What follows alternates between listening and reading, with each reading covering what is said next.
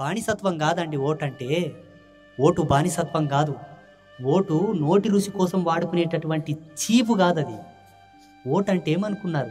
ఈ దేశపు రూపురేఖను మార్చేటటువంటి ఆయుధం. ఒకటే, నా తల్లి నా ధర్మం. నా ధర్మంని కాపాడడానికి ఉంటే నా పాల్యోలు, నా దాయాదులు, నా అన్నదమ్ములు, నా అక్క చెల్లెళ్ళు, నా బంధుమిత్రుడు ఎక్కడ వరకు ఉంటే అక్కడ వరకు వాళ్ళకు ఫోన్లు చేసి కాళ్ళు మొక్కి మరీ ఓటేపిస్తా అని చెప్పాలి.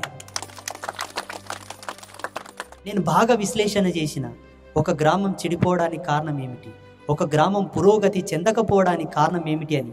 ఆ గ్రామంలో యువత చెడిపోతే ఆ గ్రామం ముందుకు రాదు. యువత, మెయిన్ యూత్. ఎట్లా చెడిపోతారు యువత? చిన్న చిన్న పిల్లలు కొన్నింటిని మనము తెలుసో తెలియకో ప్రవేశపెట్టి ఎన్నో అనర్థాలను తెచ్చుకుంటున్నామన్న నా భావనకు